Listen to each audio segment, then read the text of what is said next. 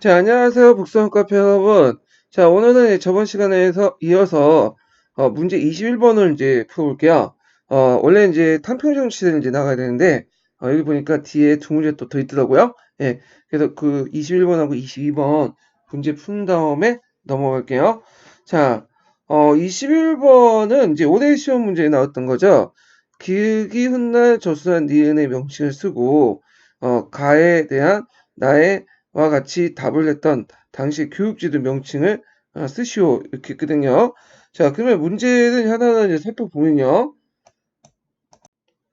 자, 여기 보면 이제 내각 친시라는 게 있는데, 요때 이 내각 친시라는 건 뭐냐 하면 규장각을 얘기해요. 규장각.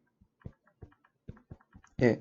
그래서 규장각은 이제 외규장각하고 내규장각이 있죠. 그래서 요 내각은 내규장각을 얘기하고요. 친시라는 것은 왕이 직접 시험을 봤다. 왕이 주관을 해서 시험을 본 시험을 이제 친시하죠. 그러니까 내규장각에서 그 서울에 있는 규장각에서 정조가 친히 시험을 본 걸 얘기하죠. 그래서 이게 정조라는 걸 이제 알 수 있는 게 여기 이제 걸룡 기유 윤 5월이라고 돼 있죠. 예. 이게 이제 따지면 몇 년이냐면 1789년이에요. 그래서 정조 13년에 있었던 시험이죠. 그래서 정조 13년에 내규장각에 가서 정조가 이제 친시험을 봤는데 시험을 이제 주관을 했는데 이때 이제 시제가 뭐였냐? 자, 고조선 부여 예맥 사환 사국 삼국신라 발해 고려 조선의 역사지리에 관한 중요 사실에 어떤 영향을 밟았으며 또 어떠한 역사적 평가를 부여할 수 있는가? 자, 요와 관련된 이제 시제를 던져줬어요. 그래서 이제 이에 대해서 이제 시제에 대해서 대책, 그러니까 그 답안지를 이제 냈는데, 이거는 책문에 대해서 그 정, 정조가 낸 책에 대해서, 시제에 대해서 그 답안지 올렸다 해갖고 대책이라고 하죠.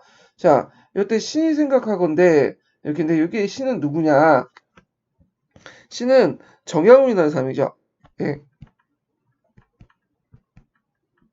자, 이게 적용이라는 걸 이제 알 수 있는 게 뭐냐면, 밑에 쭉 읽다 보면, 종전에 이제 그 역사책에 보이는 지와 관련된 내용을 비판하면서, 내가 나중에 이걸 이제 뭐냐면, 바탕으로 해서, 종전의 그 지지를 이제 수정을 해서, 또 중국 거하고 합쳐가지고, 새로운 지휘서를 만들겠다.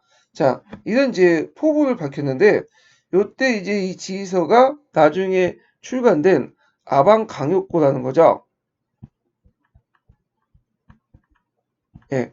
그래서 일단은 이제 그 지휘서 명칭 아방 강요코가 나왔어요. 그러면 아방 강요코에 대해서 이제 좀 살펴볼게요. 이 아방 강요코는 어디에 이제 영향을 받느냐면 동국지지에 영향을 받았어요.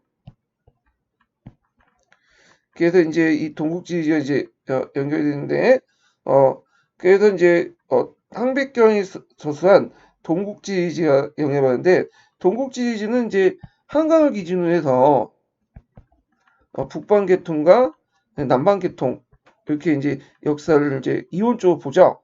그래서 종전의 어떤 성리학적 가치나 유교적 가치를 통해서 역사를 접근한 게 아니라 지리적 가치에는 이제 지리적 그 기준을 가지고 접근했다는데 상당히 의미가 있어요. 그러면 아방가르코에 대해서 이제 좀 더 살펴보면 제가 이제 그 여기에는 기출문제 분석에서는 답만 다뤘지만 여기 19년 그 기출문제 분석반에는 이제 분석을 해놨거든요. 그러면 이제 좀 보죠. 자, 여기 보면 제가 이제 분석한 내용들이 쭉 있는데요. 자, 이때 이제 그 내용들 이제 보면 아방강요권은 일단 이제 강요권라고 이제 또 하죠. 주에서 강요권라고 이제 약칭할게요. 일단 이 사람이 이제 그 강진의 유배 시절에서 한번 1차로 완성을 했고요.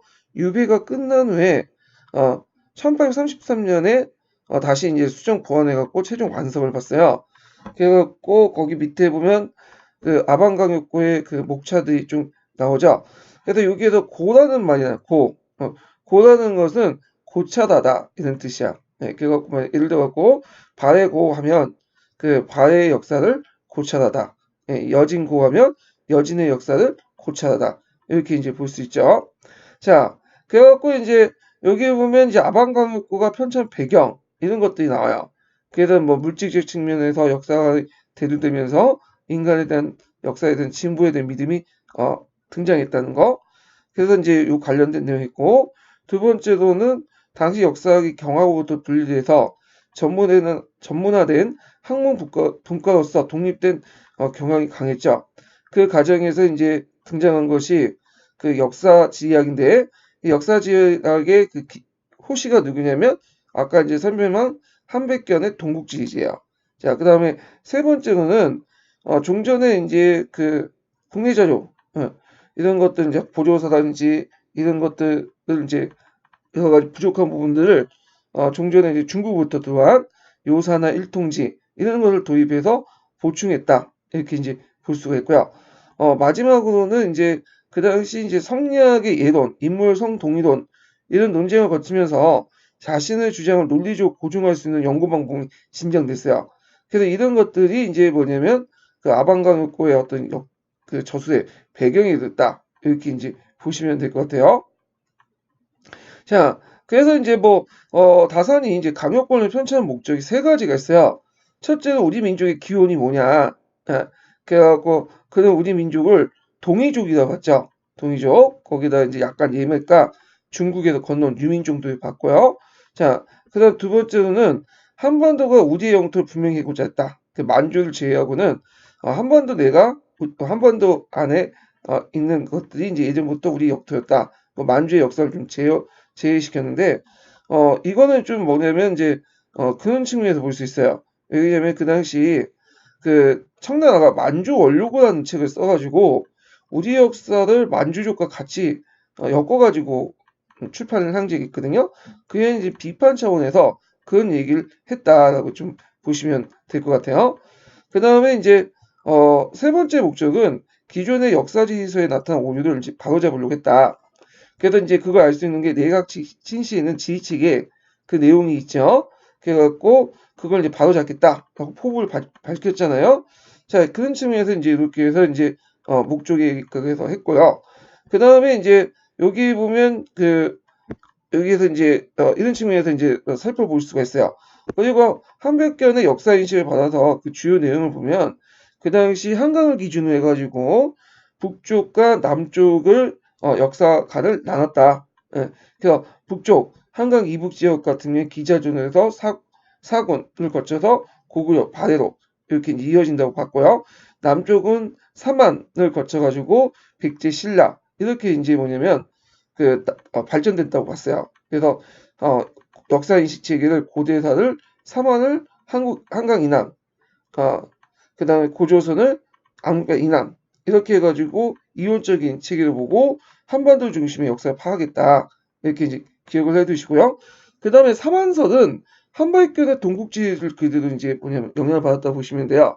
그래서 우리가 지금 인식하고 있는 삼안을 그대로 이제 인식을 하고 있었는데 삼안 가운데 마하는 경기 남부에 있고 충청 전라도 지역이고요. 진안은 경상도 지역, 변화는 그 다음에 경상도 가운데 김해 등지 이렇게 이제 봤다는 거. 그 다음에 이제 마지막 거기에 이제 밝힌 게 백제사의 획기적 인식을 이제 제시를 했죠. 그래서 이제 삼국사기 백제의 시조전설 내용 중에 온조 형제가 아버지가 주몽이 아니라 우태설을 지지했죠. 그 삼국사기 보면 거기 우태 백제설이 잠깐 이제 주에 실려 있어요. 그래서 이제 백제의 지배층을 고구려 계통이 아니라 부여 계통을 인식했다는 거. 그리고 이제 백제의 도읍지 위례성의 위치를 뭐냐면 서울 주변으로 봤다는 거. 그래서 한 광주 쪽으로 이렇게 보고 있었는데 물론 지금의 이제 보는 풍락도성하고는 좀 약간 거리는 있지만 최대한 맞췄다는 의미가 있죠. 자, 그래서 나름대로 이제 고증을 통해서 이렇게 그 백제사를 이제 뭐냐 백제 초기 역사를 밝히려고 했다. 그게 이제 지금까지 아방강의 주요 내용이에요. 자, 그러면 여기에서 이제 그 시험을 봤던 거. 그래서 이제 다시 문제에 돌아가면 자, 그러면 이제 문제 두 번째가 가에 대해서 나와 같이 답을 했던 당시 교육제도의 명칭을 쓰시오. 이렇게 있는데요. 자, 이거는 뭐와 관련된 내용이냐면 이거는 초계 문신 제도와 관련된 거죠.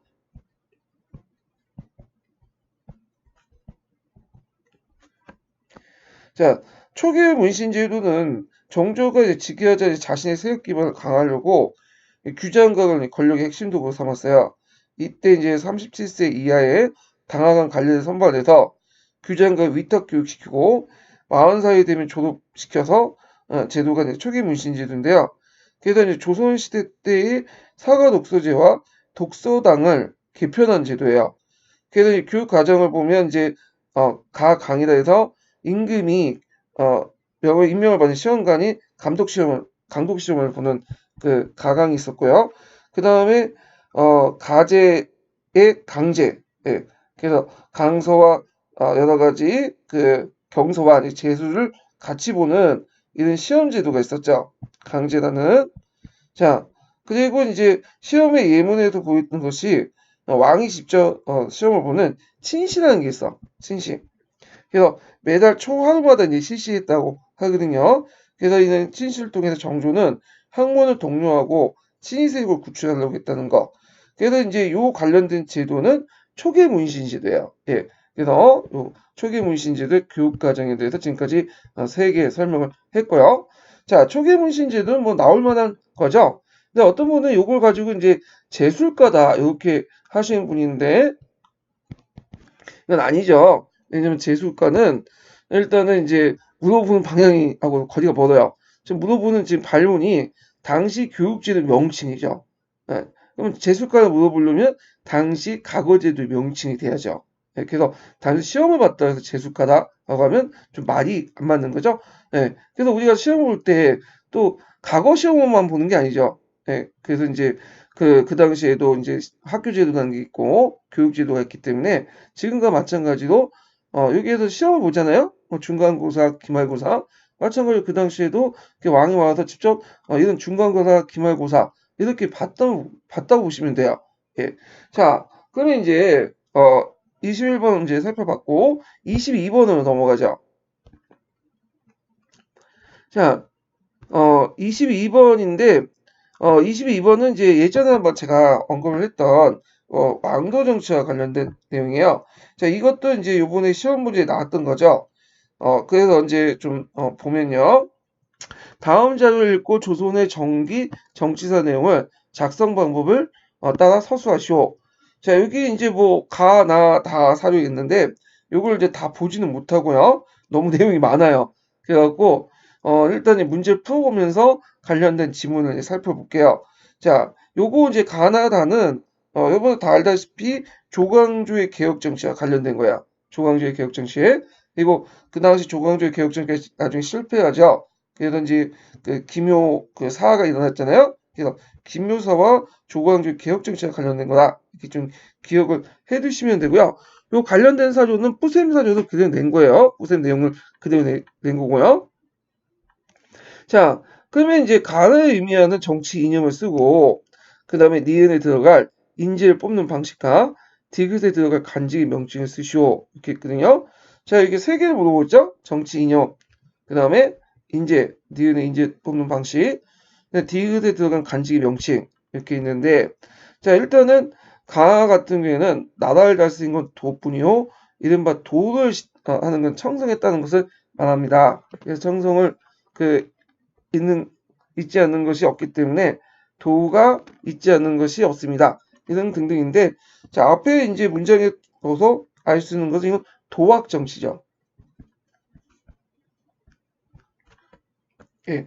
그래갖고 도학 정치라는 것은 뭐냐? 자 이건 이제 하늘에 청명이 있고 이 청명의 성이라고 하죠. 이 성에 따라서 그 뭐냐 정치하는 것이 도학 정치죠. 그래서 왕과 신하 이런 사람들은 하늘의 어떤 청명을 받은 거죠. 정치를 하라고.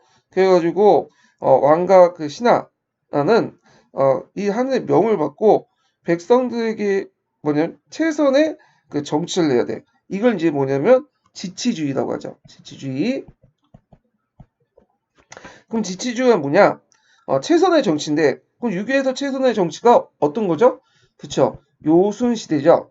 그래서 그 요순시대로 돌아와서 그는 요순시대 모델을 바탕으로 한 정치 형태를 얘기한 거야. 그러니까 왕과 신하, 특히 군주가 그 하늘의 명을 잘 이행을 해서 최선의 정치를 펼치면 유교에서 말하는 요순시대의 정치를 구현할 수 있다. 이런 것들이 도학 정치예요. 그러면 왕은 그 도를 받은 사람으로서 하늘의 명을 받음으로써 그냥 가만히 있겠어요? 아니죠. 수신제가를 해야죠. 먼저 이제 마음을 깨끗이 하고 그다음에 전국의 어떤 국정을 이끌어야겠죠. 그래서 이런 것들을 이제 강조를 했다. 이렇게 좀 기억을 해두시면 될 것 같고요. 자, 그러면 니은에 들어갈 인재를 뽑는 방식이 뭐냐? 자, 왕이 위군부에, 이 왕은 중종이죠. 교지를 내려 말씀하시기를 김정, 김식, 김구 등이 서로 붕당을 맺고서 자기에게 붙은 자를 뭐하고 니은하고 그 다음에 자기의 뜻에 따른 자를 배척하면서 성세에서 서로 의지하여 권율의 자리를 차지하고 후진을 유인하여 계격을 버릇이 되고 하고 이렇게 있는데 요건 이제 뭐냐면 나 당시에는 왕이 이제 밀지를 내려갖고 중종 밀지를 내서 그 당시 이제 그 조광조 일파를 다 잡아들어서 이들을 숙청하는 그 장면인데요. 그때 내걸었던 논리가 뭐냐면 그들끼리 이제 모여서 붕당을 지었다. 그래서 붕당을 지어갖고 왕에게 대항하고 그다음에 자기 세력 아닌 사람을 배척했다. 붕당죄를 이제 얘기를 하고 있어요. 그래서 참고로 이제 예전에 요즘 붕당은 그 당시에 상당히 부정적으로 이제 인식을 하고 있었거든요. 근데 그러면 여기에서 뭐 김정, 김식, 김구 제일 중요한 누가 빠졌죠? 우두머리였던 조광조가 빠졌죠. 예. 그럼 조광조가 없었냐? 그 원래 사료에는 조광조가 있어요. 그래서 조광조 은근히 뺀 거야 여기는요. 예. 그래서 등이라고 이렇게 처리한 거죠. 그러면 이 조광조가 이제 자신의 어떤 그 정치적 기묘사님들 적극적으로 이용하기는 인재 선거 방식은 뭐였냐? 자, 이거는 청거제도였죠. 청거. 예, 그래서 요게 들어갈 요거는 청거라고 쓰시면 돼요. 청거. 그래서 자기가 추천을 해가지고 정치 가로서 등용하는 관료서 등용하는 것을 청거라고 하는데 요때 청거제도는 뭐였냐면 현량가죠. 그래서 현량가도 답을 쓰셔도 맞게 해줄 것 같아요. 예, 현량가도. 그래서 현량가라는 것은 한나라 시대 때 이제 실시한 어떤 이제 제도인데 먼저 그 추천을 받죠. 1차적으로 추천을 받고 그다음 2차로는 시험을 봐요. 그래갖고 왕이 이제 시제를 던져주면 거기에 대책문을 쓰는 그런 이제 제도죠. 참고로 조선시대 때도 청과를 받았다고 국가 간직에 침하는 게 아니에요. 네, 간단한 필기시험을 봤어요. 그래서 이제 현량가 내용을 쓰시면 되고요. 그 다음에 디귿에 들어갈 간직. 자, 디귿은 이제 보면 다와 관련된 거죠. 자, 임금이 이르기를 나라의 정사에 조정이 있어야 하고, 그 다음에 그 조정의 정사는 대신해야 되는데, 디귿은 부족한 부분을 보완할 붓이다. 따라 옛말에 정사가 대각에 있으면 어지러워진다라고 했는데, 근래 정사가 대신에 있지 않고 대각에 있다. 예. 요거 이제 유명한 말이죠. 자, 여기에서 이제 대각이라는 것은 뭐냐면, 대간을 의미해요. 대간. 예. 그래갖고 이제 대간은 그 언론을 담당하는 그 당시 고려나 조선시대 때 그 관리들을 지칭하는 거고 그 당시 언론 담당 기관은 3사였죠. 3사. 예. 3사. 그래서 요 대각을 이제 쓰는 말인데 요 대각에 관련된 건 대간이라고 하죠. 예. 그래서 이제 그런 것들 이제 좀 기억을 해 두시면 되고 그래서 권력이 그 당시 대각에 있다. 예. 정기대각. 이런 말, 또 건기대각 이런 말 있죠. 그래서 이거는 예전에 이제 성종 때부터 연산군, 중종 다 있어. 건기대각 또는 정기대각이라는 말 자체가. 그래서 조선왕조 실록에 검색을 해보면 그 내용이 같이 있어요. 그래서 이제 좀 봐주시면 될 것 같고요. 자, 그래서 이제 이렇게 들어갈 간직의 명칭은 대간이라고 쓰시면 돼요. 어떤 분은 이 대간 외에도 이제 그 안에 있는 사원부, 사관원, 홍문관 이렇게 이제 쓰신 분이 있는데 제 생각에는 이제 여기에서 이제 요구하는 게 뭐냐면 그 사료에 있는 걸 최대한 이제 써야 된다는 요구를 하고 있기 때문에 이런 것들은 이제 대간에 소속되어 있는 간청들이고 일부분이 불과하기 때문에 대간이라는 말을 이제 쓰시는 것이 좀 답안에 더 가까울 것 같아요. 자, 그러면 다의 등장과 정치 세력 간의 관계 중심으로 나의 역사, 이건 D이고요. 네, 그 앞에 프로라고 했죠.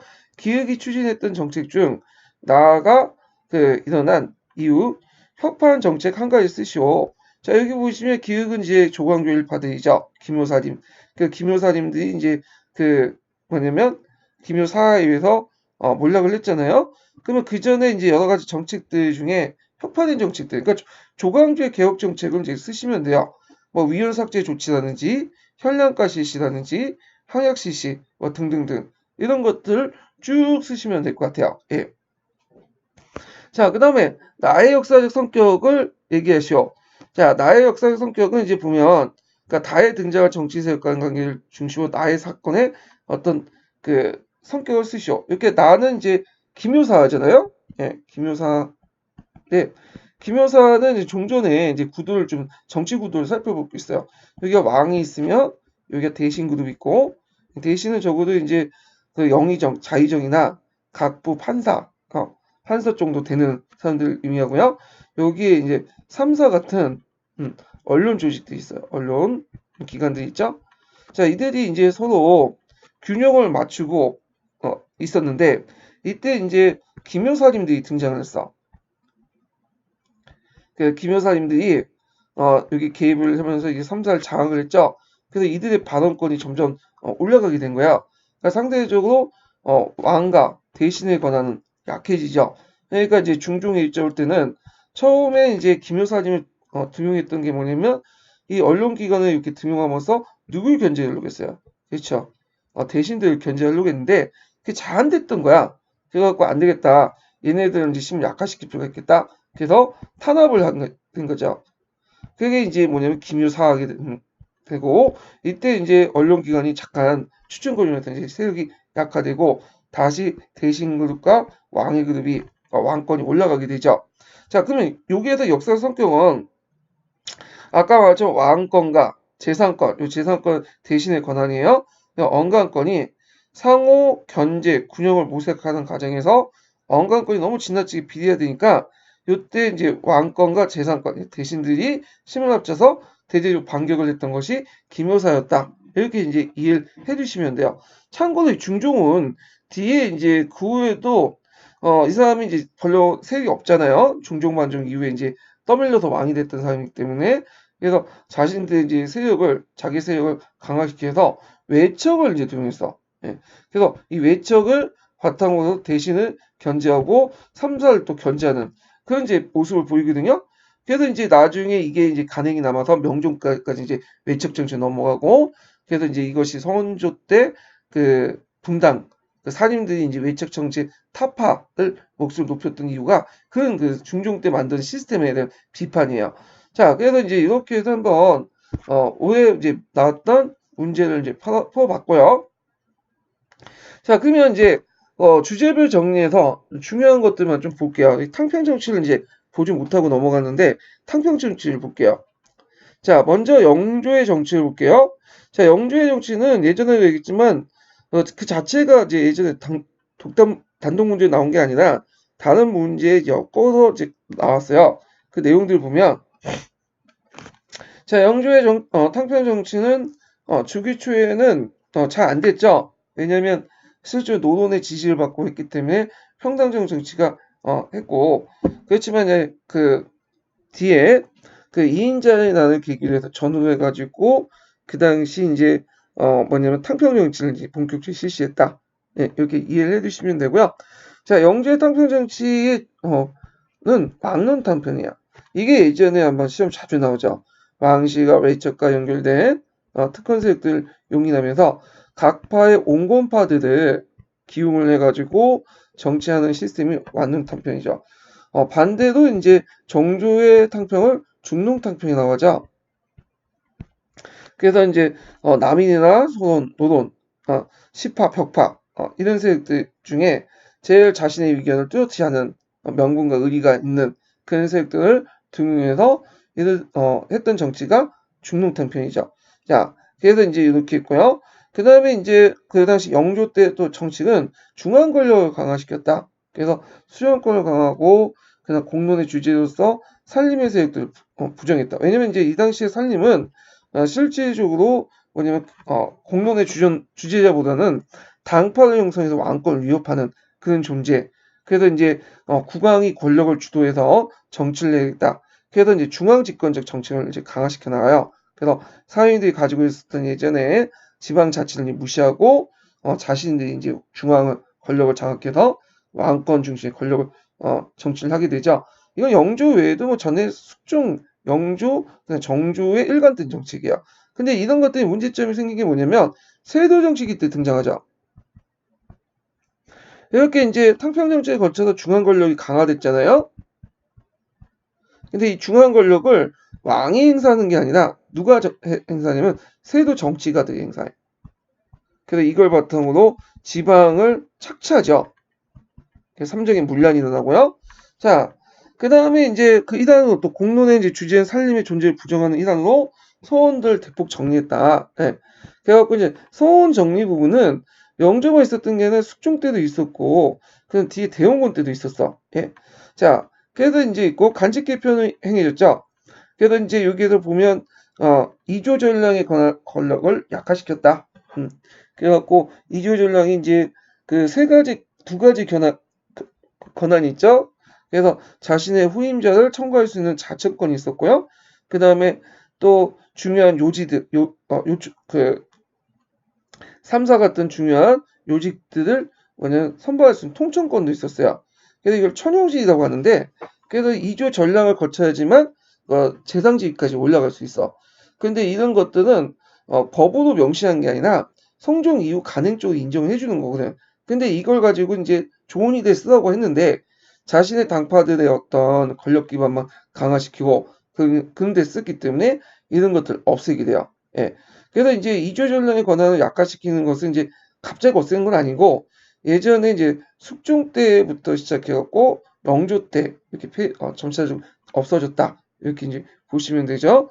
그래갖고 뭐 자청권은 숙종 때 폐지됐고 통청권 같은 경우에는 그다음 영조 때 폐지됐다 뭐 이렇게 이제 학계에서 보고 있어요. 물론 여러 가지 또 견해가 있지만 자 이조 전량의 권한 같은 이런 것들을 약화시키면서 예전에 조선 전기 때 시스템, 그러니까 하급 관료가 그런 대신 그룹들을 견제시키는 언론 3사들이 대신들을 견제시키는 그런 시스템이 붕괴됐다. 그러면서 이제 이런 것들이 권력의 집중이 고위직 관료에 집중되죠. 그리고 공론도 이제 3사에서 주도하는 것보다는 비변사에서 주도를 하게 돼요.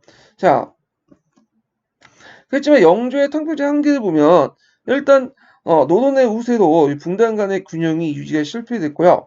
특히 이제 경종의 죽음에 영조가 관련돼 있다. 이런 것들이 항상 영조를 뒤따랐어요. 그래서 영조가 그에 대해 되게 민감하게 받아들였죠. 그래서 이재난도 이제 일어날 때도 그것 때문에 일어났고, 그다음 나중에 영조 말년에 나주 개서 사건 이런 것들이 일어나.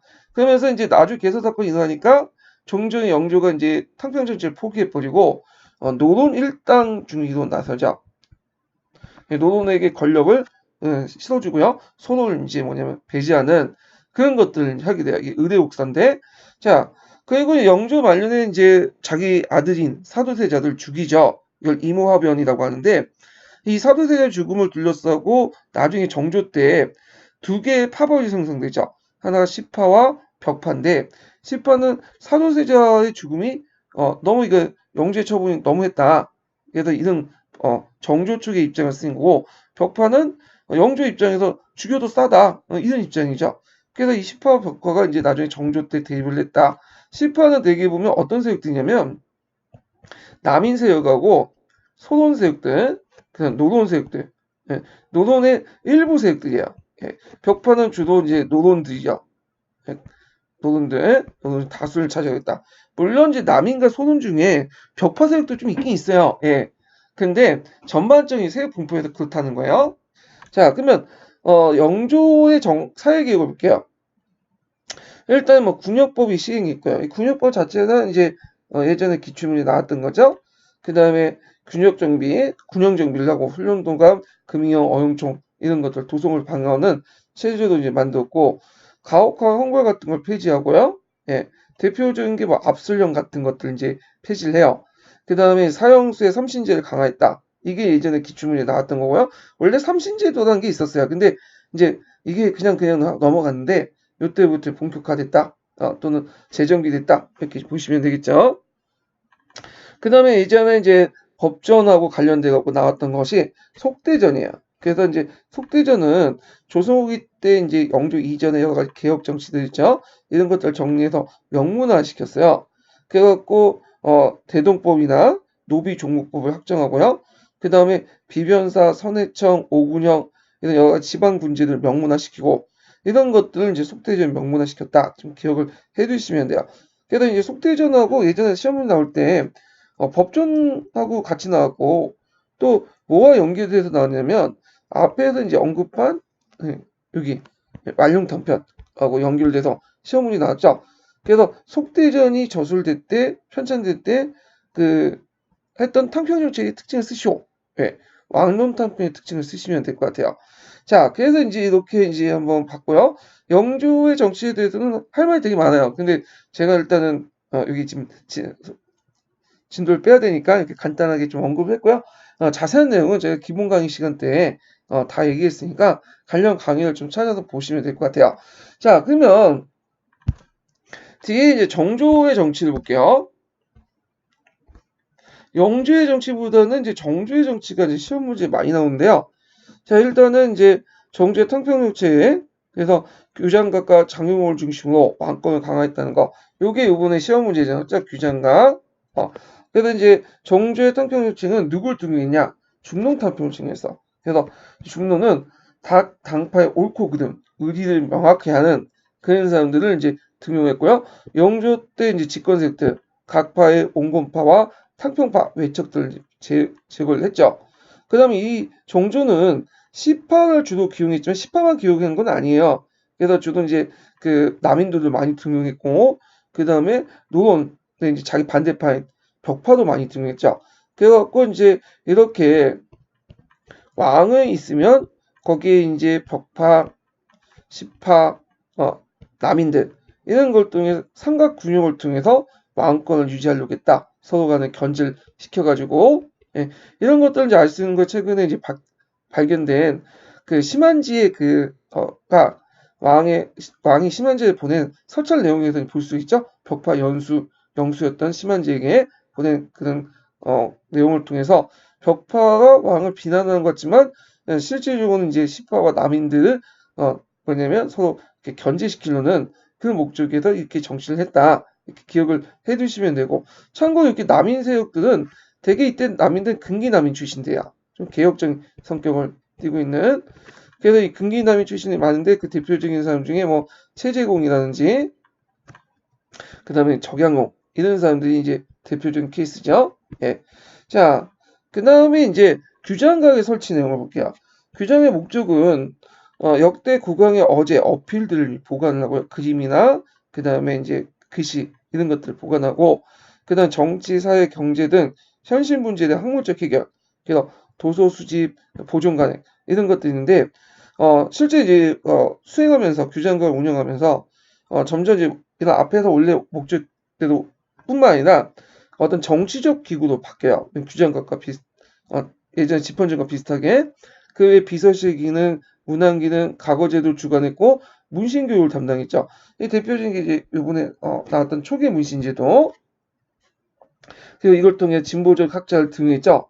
그래서 이제 정약용 같은 젊은 학자들을 등용했고 요번에 시험 문제 나왔던 건 28살 때 초기 문신제도에서 왕의 친시를 이제 봤던 그 내용이죠.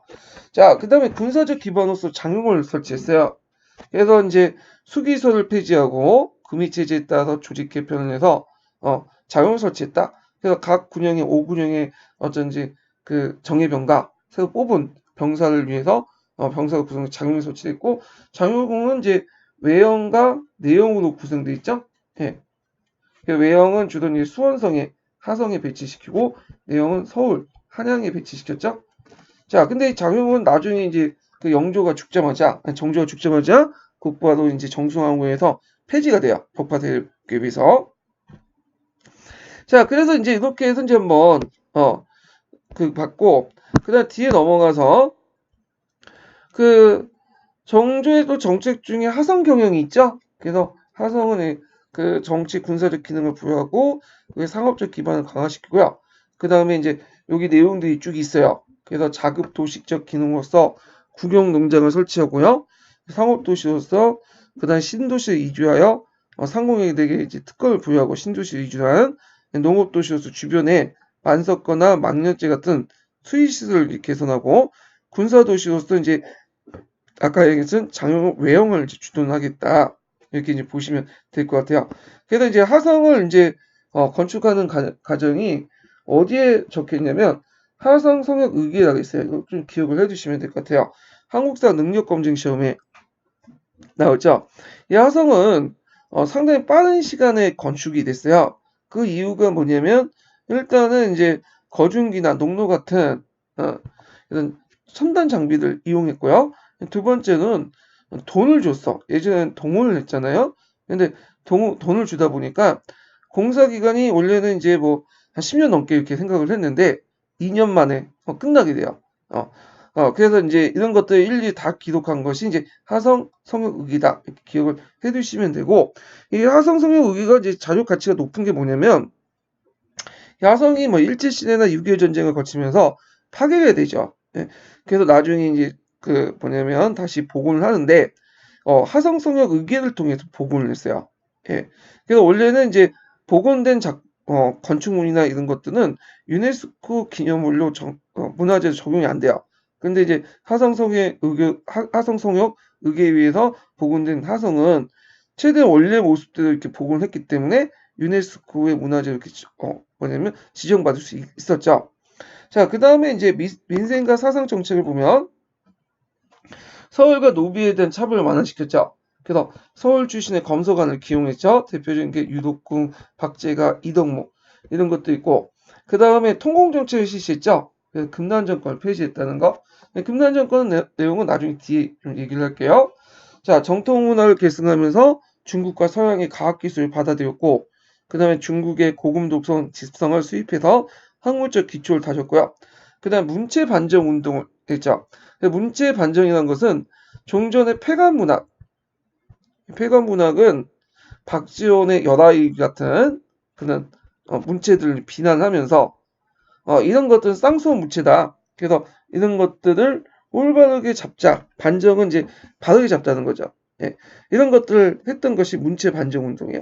그래서 박지원에게 이제 사과문도 쓰라고 하고. 예. 근데 이제 이거는 정치적 의도가 있어요. 남인들을 보호하기 위한 거다. 남인들이 이제 상대수가 이제 카톨릭에 우호적이거든요. 어떤 사람이 신자도 있고. 그러니까 이걸 누가 공격해? 예. 노론 그 당시 벽파들이 공격해요. 그러니까 이제 이걸 보호하기 위해서 역으로 노론 너네들도 이런 문체가 쌍스럽지 않냐? 그러면서 이제 비판을 하면서 이렇게 남인들의 어떤 카톨릭의 어떤 친카톨릭 정책에 대해 친카톨릭 성향을 있는 남인들을 좀 보호하려고 했다. 노론의 어떤 비판으로부터. 자, 그 외에도 뭐 격쟁제도나 상원제도, 암호사제도를 통해 활성화시켜서 그 당시 기충 민중대의 어떤 변화를 직접 파악하려고 했다. 예, 민중이죠. 자, 다양한 또 문물을 정비했는데요. 그래서 건국대중을 증거한 자기 할아버지 이후에 그 개혁 정책을 정리한 주로 이제 영조 때 개혁 정책을 정리한 거예요. 대정 통편을 발행됐고요. 그다음에 형사제도 정비를 했죠.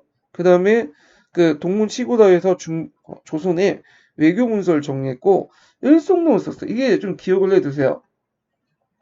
일손론은 이제 정조가 세손 시기 때부터 썼던 개인 일기였는데 나중에 이제 자기가 왕이 되면서 국왕의 공식 일구로 이제 바뀌게 돼요. 그래서 조선 후기 때의 그 뭐냐면 19세기 이후에 어떤 그 사회 제도나 정치 제도의 변화 이런 것들 직접적으로 반영될 수 있는 중요한 사료죠. 그래서 조선왕조실록 같은 게 2차 사료잖아요. 근데 일성록은 그 당시에 썼던 1차 사료예요. 편집이 안 된 그런 사료죠. 그래서 상당히 의미가 있다. 자, 그렇지만 이제 정주의 그 탕평 정치도 한계가 있어요. 결국에는 붕당 해체에 실패를 했고, 그리고 이제 그 전에 있었던 그 사도세자를 둘러싸고 시파 벽파 분열이 가속이 됐다. 네, 그래서 정조가 죽고 나서 곡파가 어떻게 돼요? 또, 또, 그, 제대로 이제 붕괴가 실패하게 되죠. 그래서 이제 세도 정치로 넘어가게 되는데, 자, 그러면 이제 세도 정치를 좀 볼게요. 자, 세도 정치는 정조서후 정치세력 간의 군용에서 군용 공개가 나왔죠. 그래서 이제는 일당 독재가 아니라 이제 더 축소돼서 유력 가문이 권력을 집중하는, 그래서 몇 개 가문들이 연합해서 통치하는 그런 일문 독재 형태가 등장해요. 그래서 세도 정치의 의미를 물어봤어요, 예전에. 일당 전제마저도 거부하고 특정 가문이 권력을 독점하는 정치 형태다. 네. 그래서 이제 세도 권력 정식의 권력 구조를 이제 예전에 기출 문제 물어봤는데, 일단은 이제 소수의 유력 가문들이 정치에 주도하면서 권력이 이제 예전에 비변사에 집중돼 있지만 여기는 더 비변사에 집중돼 있어요. 그러면서 비변사 당상들을 핵심 유력 가문들이 독점을 해요. 그러면서 의정부와 육조가 유명무실화됐다. 그래서 나중에 세도 정치를 타파하려고 했던 흥성대원군은 뭐부터 없애려고 했어요? 이 비변사를 이제 해체시키죠. 예. 자, 그러면 세도 정치의 정치상을 보면 대개 이제 세 명의 왕이 있었죠. 19세기 때 순조, 현종, 철종 이렇게 있는데, 순조는 어릴 때 즉위했어요. 그래서 이제 정승왕후가 그 수천천정기를 했는데, 정승왕후 집안은 이제 벽파 집안이에요. 그 노론 벽파가 이제 정권을 주도했고, 이때 이제 규장각 출신들, 그러니까 정조가 키웠던 인재들이 대거 축출이 됐죠. 그래서 이제 신유박해를 이용해서 축출했고요. 그 대표적인 사람이 이제 정양호 같은 사람이 이제 강진의 유배를 갔잖아요. 그 다음에 작용을 혁파하고 훈련도감을 정상화시켜 장악을 했다. 근데 어떤 사람은 이제 정승왕후가 정조의 정책을 또 계승했다는 의견도 있어요. 예. 그래서 이제 있다가 순조가 친정기 때 이제 그때 김조선, 이 김조선은 이제 약간 정조 때 이제 뭐냐면 양성한 신진 관료 세력들인데, 요때는 노예하는 이제 정치가도 바뀌었죠. 그래서 이 안동 김씨 세력들이 정치를 주도를 했다. 그리고 이제 안동 김씨에도 박남 박씨, 풍양조 씨 같은 세력들과 협력을 이제 했다. 이렇게 보시면 돼요. 그러면 정승왕후 때 일어난 신유박해의 의미를 볼게요. 이 신효박해는 두 번째 이제 카톨릭 박해 사건이죠. 이게 이제 단순히 카톨릭 박해뿐만 아니라 어떤 정치적 의미가 있어요. 그래서 내부적으로는 남인, 소론, 노론 시파에 대한 벽파의 정치적 공세였고요. 그 다음에 이제 외부적으로는 그 당시 천주교를 앞세운 서양 세력들의 침투된 경계, 이런 것들인데, 이런 것들이 어디에 나왔냐면 이제 항사용 백서 사건, 그 다음에 이런 것들이 나오죠. 그래서 이제 요거 좀 그 공부하실 때 좀 주의할 점이 좀 있는데, 이 항상 백서 사건은 그 신유받기 이후에 일어난 거야, 사건이. 근데 그 통론에서는 마치 그 이전에 일어난 것처럼 설명을 했더라고요. 좀 전후 관계가 잘못된 거고. 그 다음에 여기 각종 밀란인데, 이제 각종 밀란에서 이제 여기는 적어놓긴 했는데, 그 당시 이제 그 한통에서는 밀란의 홍경내난을 언급을 하더라고요. 근데 홍경내난은 그 10년 뒤에 있는 사건이야. 그래서 요거 읽을 때, 한통 읽을 때 좀 이렇게 잘못된 부분이 있으니까 주의해서 한번 읽어보세요. 자, 하여튼 넘어가서 이제 숙종이 이제 국정을 주도했지만 개혁 세력의 부재에 실패했고, 이 순조가 이제 숙종이 아니라 순조죠. 예, 순조가 말년에 정치를 호명세제에 넘겨요. 예. 그래서 호명세제가 악을 중심으로 해서 이런 거는 그 음악을 중심으로 해갖고 다음에 개혁을 정치를 하려고 했지만 결국에는 실패했고 갑자기 죽어. 우문사 당하죠. 야, 그래서 뭐 어떤 독살냈다 이런 설도 있고, 최근에 이제 이 호명세자들 이제 소재로 해서 드라마도 만들어지고 그러죠. 자, 헌종 때는 이제 풍양조 씨가 득세했고요. 좀 주의할 게 이제 풍양조 씨가 정권을 잡았다 이렇게 말하기 좀 힘들어. 안동김 씨 중심이었지만 거기에 약간 풍양조 씨가 제2의 세력 부각됐다 이렇게 해석하는 게 좋아요. 자, 철종 때는 안동김 씨 세력이 권력을 장악하자. 그래서 안동김 씨를 중심으로 했고 풍양조 씨, 박남박 씨 등 여러 몇몇 가문들이 이제 정치를 이끌었던 것이 세도 정치였다. 이렇게 보시면 돼요. 자, 세도 정치의 패턴을 보면 일단 개혁 의지의 상실을 볼 수 있죠. 그래서 이제 19세기 상업 발달과 서울의 도시적 번영에 만족해서 집권 경화 거족이라고 하죠. 이제는 서울에 살고 있는 경화 거족들이 정치의 사회변화의 소극적이었고, 그리고 자기들끼리만 정치를 하다 보니까 다양한 정치 세력을 배제시켰고요. 그 다음에 이제 재하세력이나 상인, 분홍, 분홍을 통치 집단을 포섭하지 못하고 수탈대상으로 인식했다.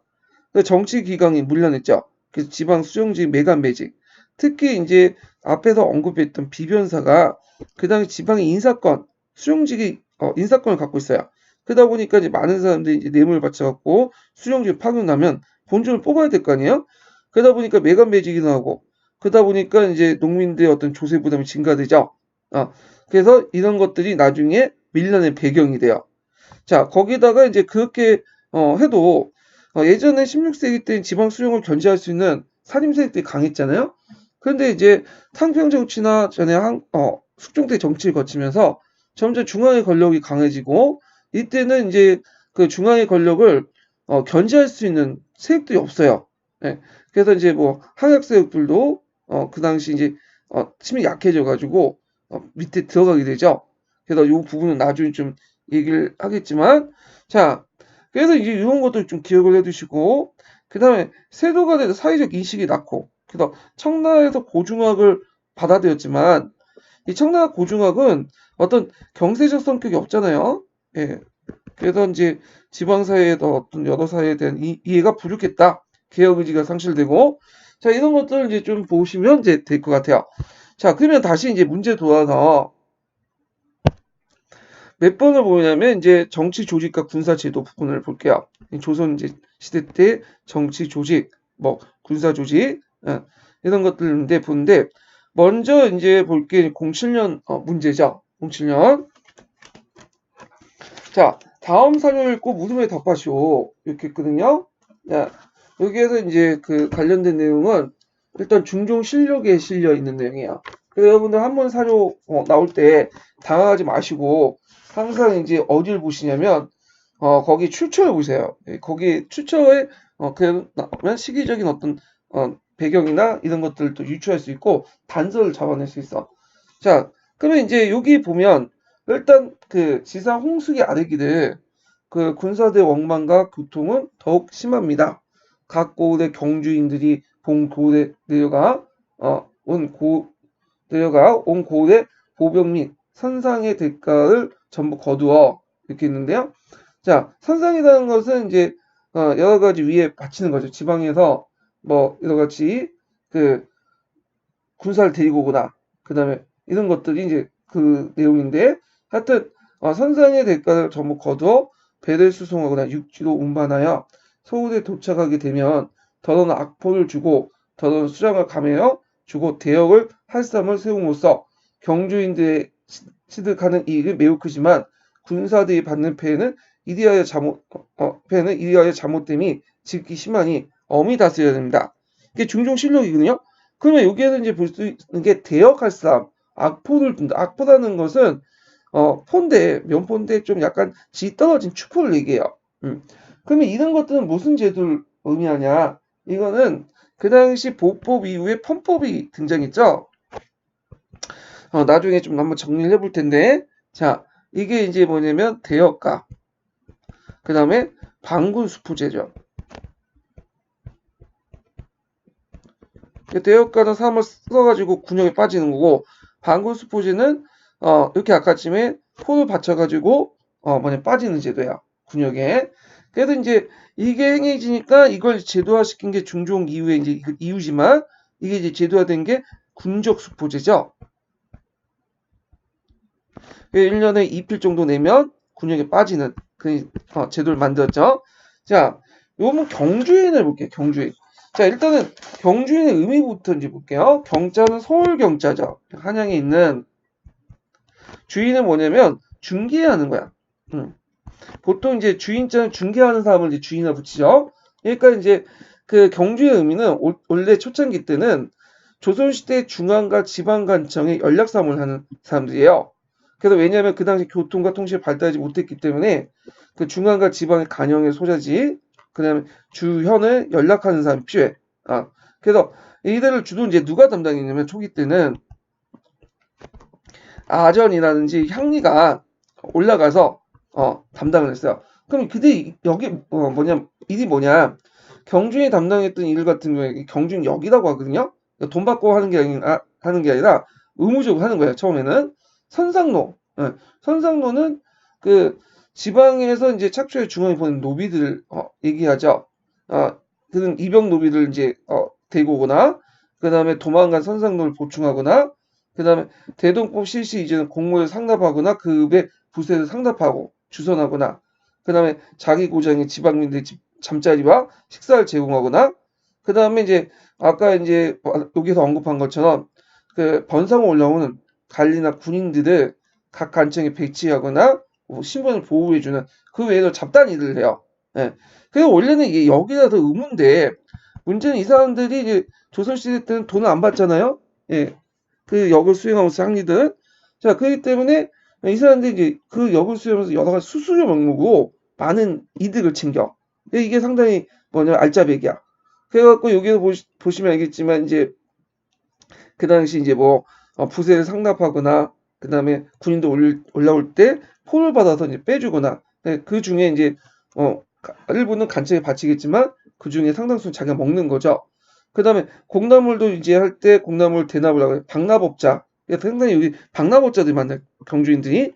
자, 그래서 이제 이렇게 박납이라든지 그 다음에 이제 포를 받고 빼주는 그런 일을 해주면서 막다른 이득을 챙기니까 이게 이제 뭐냐면 고가로 팔리기 시작해. 역 자체가 원래는 의무였는데 이게 돈이 되니까 경주역 자체가 그래서 이제 초기 때 아전과 향리들이 했는데 이걸 이제 서울의 관련 양반들이 경주역을 사서요 그걸 하인에게 맡겨요. 그 이득을 챙기는 그런 것들을 이제 하게 되죠. 자, 그래서 이제 입문을 이렇게 쓰시면 될 것 같고요. 자, 그 다음에 이와 같은 군사들의 상을 개선하기 위해서 당시 국가가 취한 조치를 한 줄로 쓰시오. 예. 그래갖고 이제 무슨 정치시죠? 예, 그쵸. 이거는 이제 방골수포제와 대립제 간행의 합법화 시켰죠. 그것이 군적 수포제죠. 그래서 이제 1년에 2피씩 군포를 정부에 내면 그 당시 군역을 면제해주는 그런 제도 했고요. 그래서 2피를 받고 나서 이걸 이제 국가재정을 충당하죠. 근데 문제는 이제 국가재정 충당할 때 군사적인 업무에 써야 되는데, 그러니까 예를 들어서 군비를 확충시키고, 그리고 이제 군대를 뽑고, 이렇게 써야 되는데 다른 데 써버려. 그러다 보니까 실제 병력 수가 확 줄게 된 거야. 예.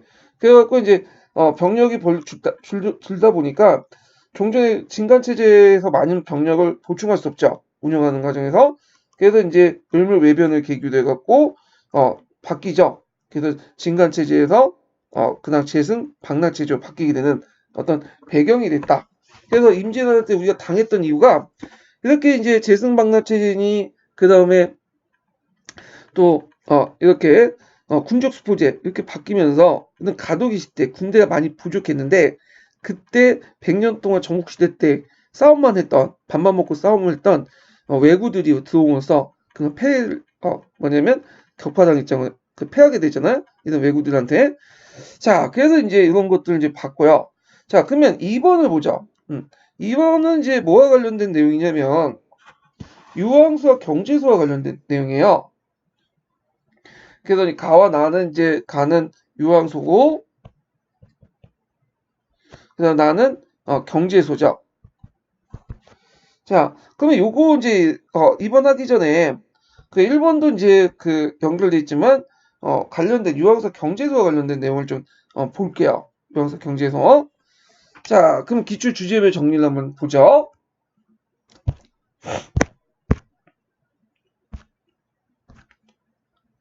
자, 몇 페이지를 펴보시냐면요. 자, 8편 98페이지 보세요. 자, 유황수의 형성 배경은 그 여마소초 때 유황풍관들이 모조씨 사신관 제도를 모방해서 조직했죠. 그래서 사신관이 이제 나중에 유황소와 경제소로 분리 나가죠.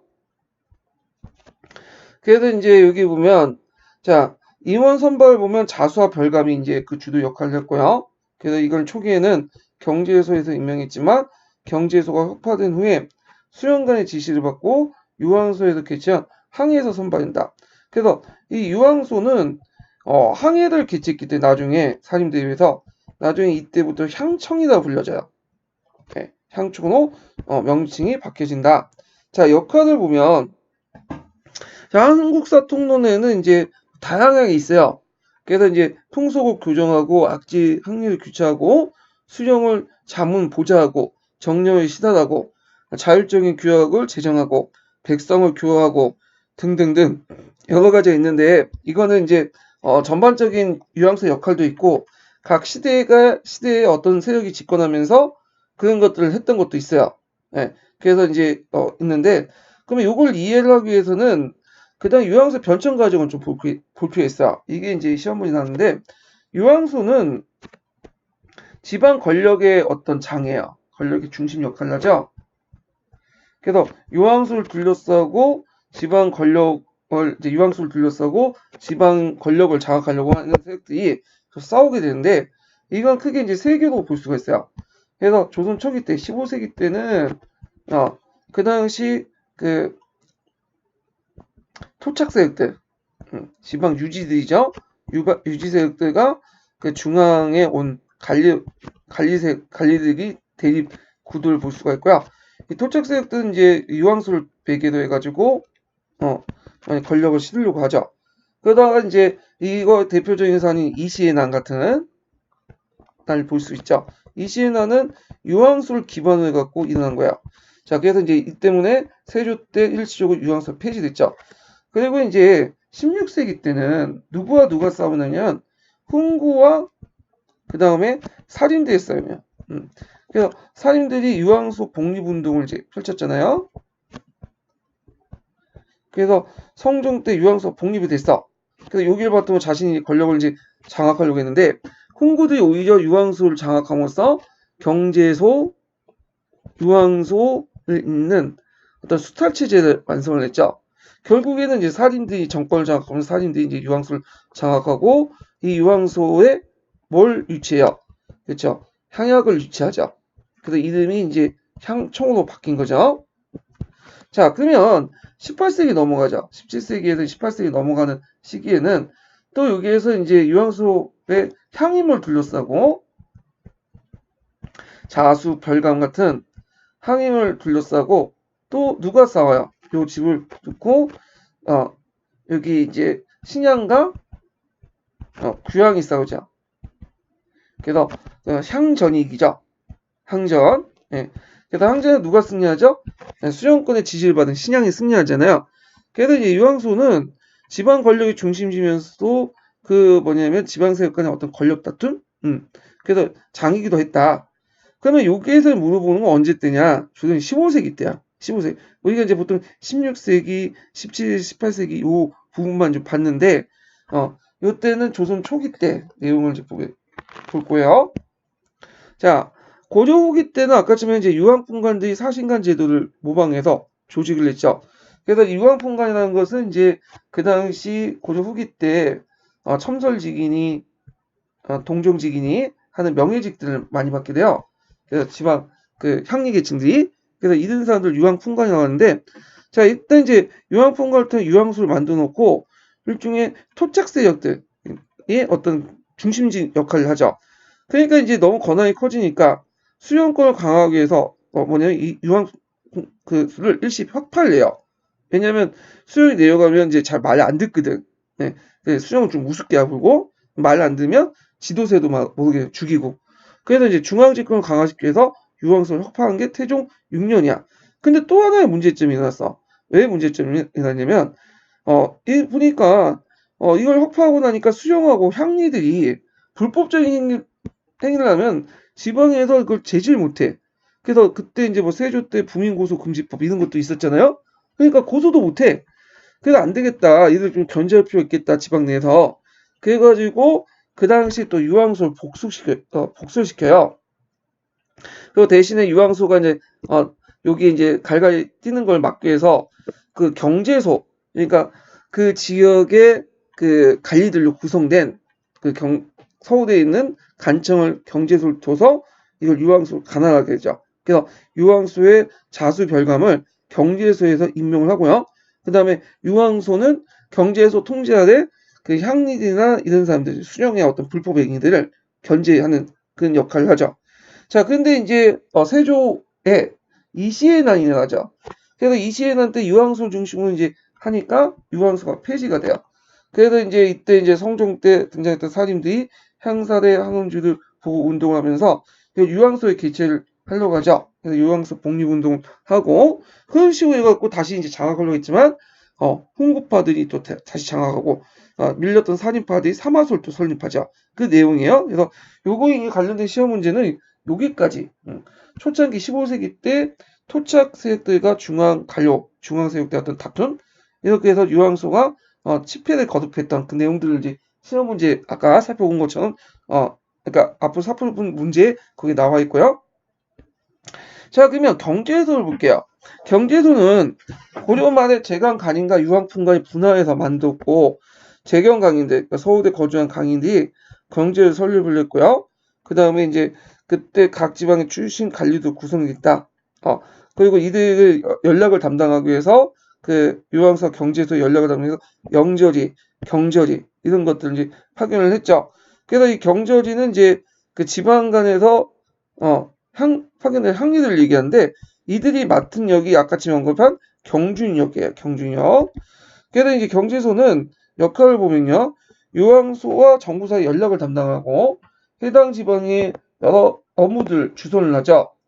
그래서 이제 뭐죠? 구세 운영과 경저지 사역, 경주역, 항리규찰, 항풍교화 이런 것들을 이제 했다. 그렇지만 선조 때 들어와서 선조 이제 말년에 폐지가 되죠.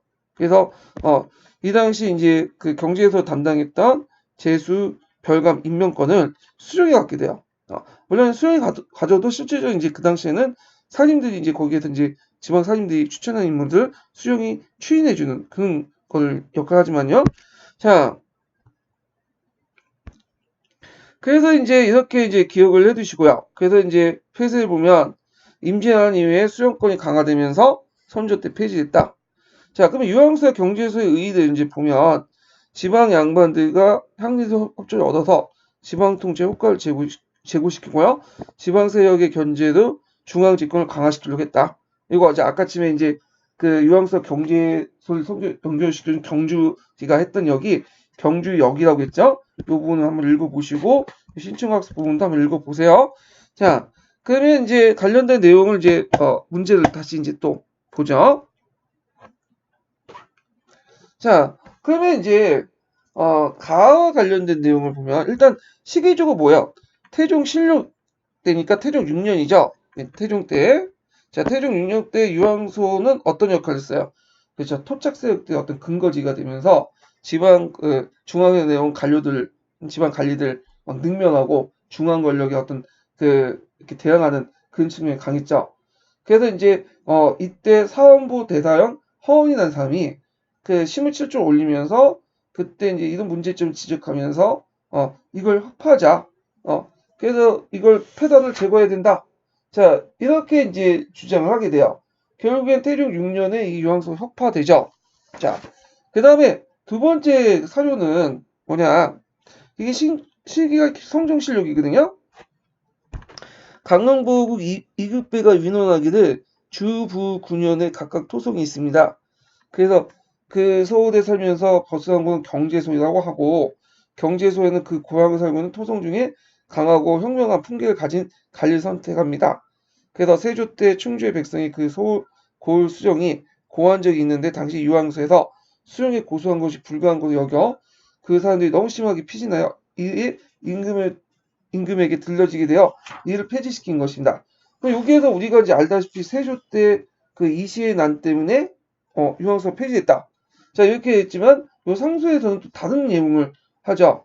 그래서 이제 여기에서 좀 볼 게 뭐냐면 세조 13년에 이시의 난 때 유황소를 폐지한 건 맞아요. 이건 팩트예요.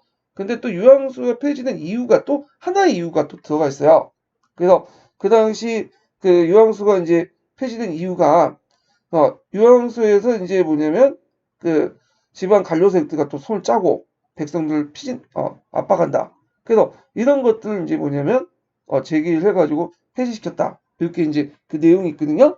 자, 그래갖고 이제 이것 때문에 또 유황소 폐지되니까 또 아전대 농간이 심하고, 그래서 또 권력과의 이제 뭐냐면 침투가 강해지니까 안 되겠다. 그래서 유황소를 복립하자. 이렇게 상소를 올린 내용이 있어요. 그래서 복립이 된 거죠.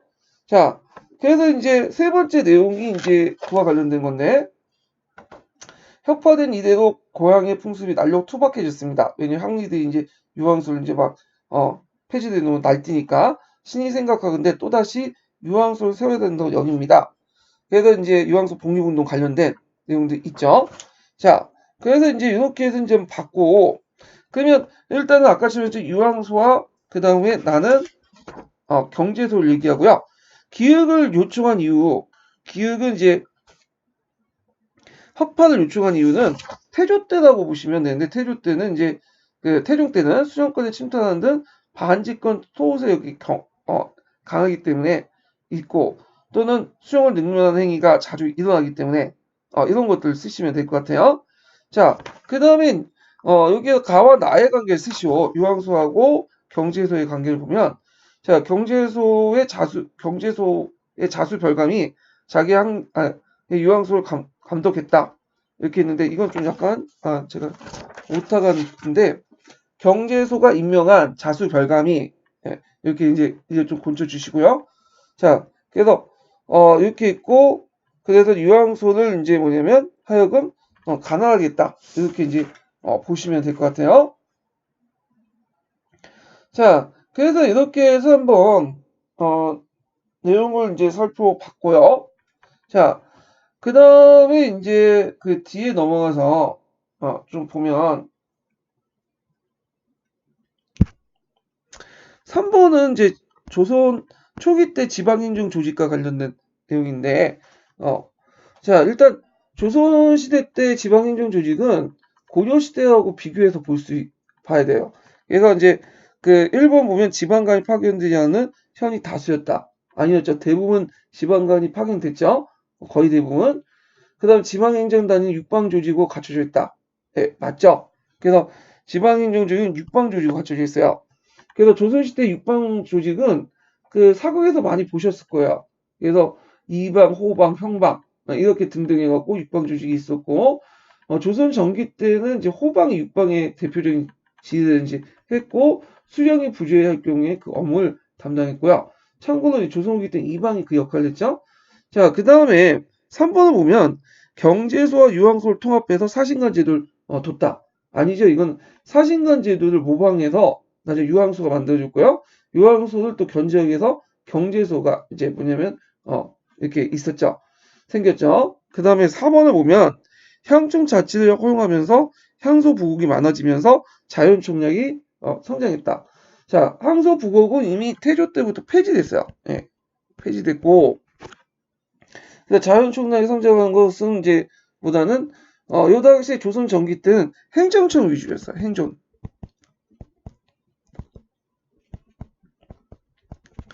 예, 그래서 이제 보통 니나 면도 자연 총량을 바탕으로 한 게 아니라 행정촌 위주로 해가지고 인위적으로 잘 끈 거죠. 그러다가 조선 후기 때 가서야 이제 자연 총량을 바탕으로 니나 면이 만들어져요. 자, 그래서 이제 이렇게 해서 이제 3번 문제를 풀어봤고요. 자, 그 다음에 이제 4번 문제는 이제 보기 전에 그 조선시대 때 이제 지방의 어떤 그 제도, 이런 부분을 이제 좀 보고 넘어갈 필요가 있어요. 그 다음에 4번은 중앙조직이니까, 그러니까 지방행정조직과 조선의 중앙행정조직 이렇게 보는데, 시간 관계상 지금 오늘 여기까지 하고, 다음 시간에 할게요. 예, 오늘 수고하셨습니다.